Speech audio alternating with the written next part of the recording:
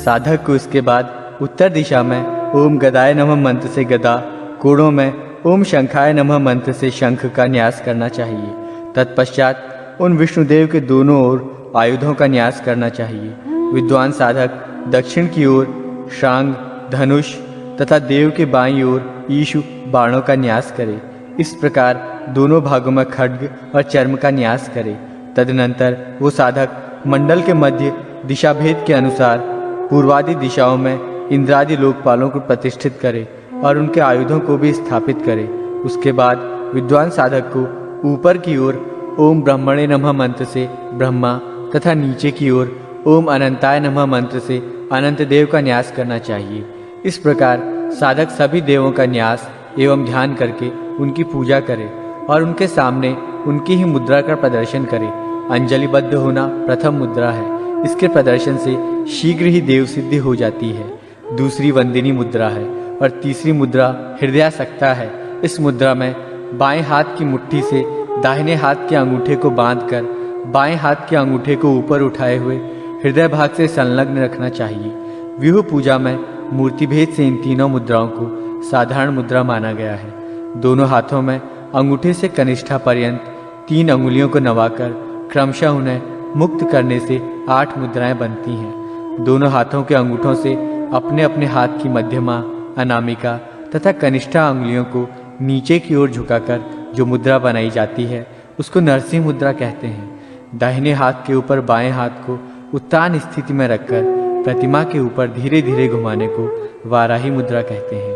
भगवान वाराह को सदा ही ये प्रिय है। दोनों मुट्ठियों को उत्तान रखकर क्रमशः एक एक उंगली सीधे खोलते हुए सभी को खोल दें। तदनंतर उन सभी अंगुलियों की पुनः मुट्ठी बांध लें। ये अंग मुद्रा कहलाती है। साधक को इन मुद्राओं का प्रदर्शन क्रमशः 10 दिक्पालों के लिए करना चाहिए। भगवान वासुदेव, बलराम, प्रद्युम्न तथा अनिरुद्ध क्रमशः प्रथम, द्वितीय, तृतीय और चतुर्थ देवस्थान के अधिकारी देव हैं। साधक को ओम अंग वासुदेवाय नमः मंत्र से वासुदेव, ओम अंग बलाय नमः मंत्र से बलराम, ओम अम प्रद्युम्नाय नमः मंत्र से प्रद्युम्न तथा ओम अनिरुद्धाय नमः मंत्र से अनिरुद्ध की पूजा करनी चाहिए। ओंकार, तत्सत, हुंग, शौंग तथा भू ये पांचों क्रमशः नारायण, ब्रह्मा, विष्णु, नरसिंह और महावराह भगवान के बीज मंत्र हैं। इसलिए साधक ओम नारायणाय नमः मंत्र से भगवान नारायण, ओम तत्सत ब्रह्मणे नमः मंत्र से पद्ययोनि ब्रह्मा, ओम हुम विष्णवे नमः मंत्र से विष्णु, ओम शौम नरसिंहाय नमः मंत्र से नरसिंह तथा ओम भू महावराय नमः मंत्र से आदिवराह का पूजन करें। उपर्युक्त इन 9 देवताओं वासुदेव, बलराम, प्रद्युम्न, अनिरुद्ध, नारायण, ब्रह्मा, विष्णु, नरसिंह तथा महावराह नवव्यूह का वर्णन क्रमशः श्वेत, अरुण, हरिद्रावत पीत, नील, श्यामल, लोहित, मेघवत श्याम, अग्निवत पीत एवं मधुपिंगल है।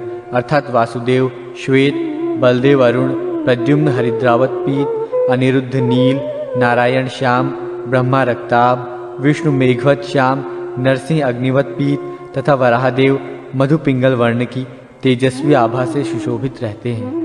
ओम कंग टंग पंग शंग बीज मंत्र से गरुड़, ओम जंग खंग वंग बीज मंत्र से सुदर्शन, ओम शंग चंग फंग शंग बीज मंत्र से गदा देवी, ओम वंग लंग मंग शम बीज मंत्र से शंख, ओम घंग ढंग भंग हंग बीज मंत्र से श्री लक्ष्मी, ओम गंग जंग वंग शंग बीज मंत्र से पुष्टि, ओम घंग वंग बीज मंत्र से वनमाला, ओम दंग संग बीज मंत्र से श्रीवत्स और ओम छंग डंग पंग यंग बीज मंत्र से कस्तुमणि युक्त हैं। इसके अतिरिक्त मैं स्वयं अनंत विष्णु हूँ।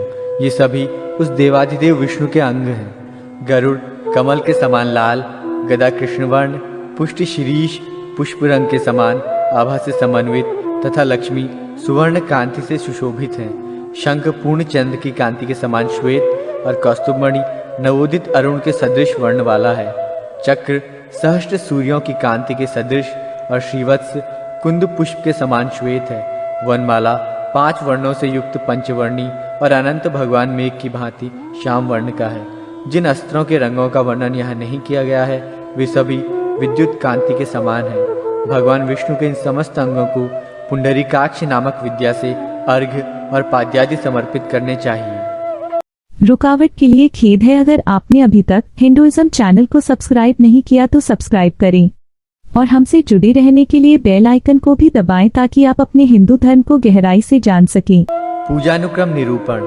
श्री हरि ने कहा, हे रुद्र, देव के पूजन का जो क्रम है उसके ज्ञान के लिए पूजा विधि के क्रम को कहा जा रहा है। सर्वप्रथम साधक को ओम नमः मंत्र से परमात्मा का स्मरण करना चाहिए। तदनंतर वो यम रम वम लम इन बीज मंत्रों के द्वारा शरीर की शुद्धि करके ओम नमः इस मंत्र से चतुर्भुज भगवान विष्णु के रूप में ही अपने को मान ले। तत्पश्चात करन्यास तथा देहन्यास करे। तदनंतर हृदय में योगपीठ की पूजा का विधान है, जिनको मंत्रों से करे। इसके बाद साधक कर्णिका के मध्य में अंग वासुदेवाय नमः कहकर भगवान वासुदेव को नमस्कार करके मंत्रों से हृदय आदि न्यास करे। तदनंतर मंत्रों से संकर्षण आदि व्यूह देवों को नमस्कार करे।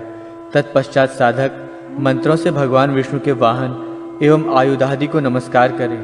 तत्पश्चात बीज मंत्रों से इंद्रादि दिक्पालों को नमस्कार करना चाहिए। इसके बाद क्रमशः पूर्वोक्त इंद्र आदि दिक्पाल देवताओं के आयुधों को प्रणाम करने का विधान है। इसके बाद भगवान अनंत तथा ब्रह्मदेव को मंत्र से प्रणाम करे। इसके बाद साधक भगवान वासुदेव को नमस्कार करने के लिए द्वादशाक्षर मंत्र का प्रयोग करे। साथ ही द्वादशाक्षर मंत्र के बीज मंत्रों और दशाक्षर मंत्र के बीज मंत्रों को नमस्कार करे। द्वादशाक्षर मंत्र ओम नमो भगवते वासुदेवाय, दशाक्षर मंत्र ओम नमो नारायणाय नमः तथा अष्टाक्षर मंत्र ओम पुरुषोत्तमाय नमः। इन मंत्रों का यथाशक्ति जप करके मंत्र से भगवान पुंडरीकाक्ष को नमस्कार करें। हे पुंडरीकाक्ष कमल नयन, आपको नमस्कार है। हे विश्व के कारणभूत, आपको मेरा प्रणाम है। हे ब्रह्मणीय देव, आपको नमस्कार है। हे महापुरुष, हे पूर्वज, आपको मेरा प्रणाम है। इस प्रकार भगवान विष्णु की स्तुति करके साधक को हवन करना चाहिए। तदनंतर साधक महापुरुष विद्या नामक मंत्र का विधि पूर्वक 108 बार जप करके अर्घ्य प्रदान करे। और जितंग तेन, ये स्रोत ही महापुरुष विद्या है। इसी स्रोत से उन भगवान नारायण को बारंबार प्रणाम करना चाहिए।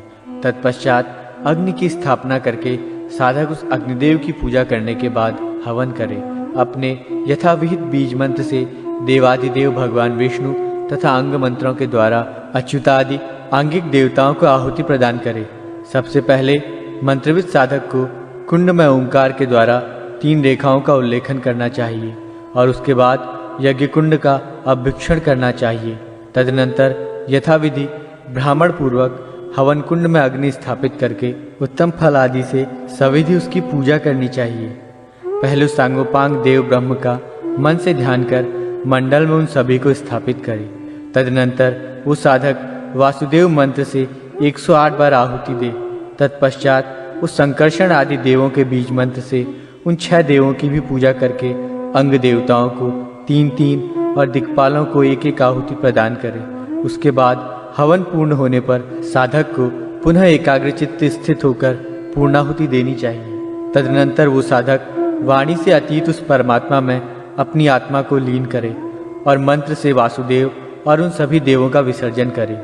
हे देवादिदेव भगवान वासुदेव, अब आप उस अपने परम स्थान को प्राप्त करें जहाँ पर निर्मल प्रकाश स्वरूप परम ब्रह्म का निवास है। अंगदेव, संकर्षणादि और इंद्रादि दिक्पाल, आप सभी देव अपने अपने स्थान में निवास करने के लिए प्रस्थान करें। सुदर्शन, श्रीहरि, अच्युत, त्रिविक्रम, चतुर्भुज, वासुदेव, प्रद्युम्न, संकर्षण और पुरुष, इनसे युक्त देवों का एक जो समूह है उसे नवव्यूह माना गया है। इसमें 10वें परम तत्व का योग होने से ये दशात्मक कहा जाता है। इसी नवव्यूह में अनिरुद्ध तथा अनंत का सन्निवेश होने से ये एकादश व्यूह द्वादशात्मक कहलाता है। अंकित चक्रों में उस प्रधान देव की पूजा करने पर उस साधक के घर आदि की रक्षा करता है। अतः मंत्रों से चक्रादि की पूजा करनी चाहिए। उपयुक्त मंत्रों से की गई पूजा द्वारका चक्र की पूजा कही जाती है। इस प्रकार संपन्न की गई चक्र की पूजा घर में सब प्रकार से रक्षा करने वाली तथा मंगलदायिनी है। विष्णु पंजर स्तोत्र। श्री हरि ने पुनः कहा, हे रुद्र, अब मैं विष्णु पंजर नामक स्तोत्र कहता हूँ। ये स्तोत्र बड़ा ही कल्याणकारी है, उसे सुने। हे गोविंद, आपको नमस्कार है। आप सुदर्शन चक्र लेकर पूर्व दिशा में मेरी रक्षा करें। हे विष्णु, मैं आपकी शरण में हूँ। हे पद्मनाभ, आपको मेरा नमन है। आप अपनी कौमोद की गदा धारण कर दक्षिण दिशा में मेरी रक्षा करें। हे विष्णु, मैं आपकी शरण में हूँ। हे पुरुषोत्तम, आपको मेरा प्रणाम है। आप सौनंद नामक हल लेकर पश्चिम दिशा में मेरी रक्षा करें। हे विष्णु, मैं आपकी शरण में हूँ। हे पुंडरीकाक्ष, आप शातन नामक मूसल हाथ में लेकर उत्तर दिशा में मेरी रक्षा करें। हे जगन्नाथ, मैं आपकी शरण में हूँ। हे हरे, आपको मेरा नमस्कार है। आप खड्ग, चर्म, ढाल आदि अस्त्र शस्त्र ग्रहण कर ईशान कोण में मेरी रक्षा करें। हे दैत्य विनाशक, मैं आपकी शरण में हूँ। हे यज्ञवराह, महावराह, आप पांचजन्य नामक महाशंख और अनुघोष, अनुबोध नामक पद्म ग्रहण कर अग्निकोण में मेरी रक्षा करें। हे विष्णु, मैं आपकी शरण में हूँ। आप मेरी रक्षा करें। हे दिव्य शरीर भगवान नृसिंह, आप सूर्य के समान दैदीप्यमान और चंद्र के समान चमकृत खड्ग को धारण कर नैऋत्य कोण में मेरी रक्षा करें। हे भगवान हयग्रीव, आपको प्रणाम है। आप वैजयंती माला तथा कंठ में सुशोभित होने वाले श्रीवत्स नामक आभूषण से विभूषित होकर वायुकोण में मेरी रक्षा करें। हे जनार्दन, आप वैंतेय गरुड़ पर आरूढ़ होकर अंतरिक्ष में मेरी रक्षा करें। हे अजित, हे अपराजित, आपको सदैव मेरा प्रणाम है। हे कूर्मराज, आपको नमस्कार है। हे महामीन, आपको नमस्कार है। हे सत्य स्वरूप महाविष्णु, आप अपनी बाहु को पंजर, रक्षक जैसा स्वीकार करके हाथ, सिर, अंगुली आदि समस्त अंग उपांग से युक्त मेरे शरीर की रक्षा करें। हे पुरुषोत्तम, आपको नमस्कार है। हे वृषध्वज, मैंने प्राचीन काल में सर्वप्रथम भगवती ईशानी कात्यायनी की रक्षा के लिए इस विष्णु पंजर नामक स्तोत्र को कहा था। इसी स्तोत्र के प्रभाव से उस कात्यायनी ने स्वयं को अमर समझने वाले महिषासुर, रक्तबीज और देवताओं के लिए कंटक बने हुए अन्यान्य दानवों का विनाश किया था।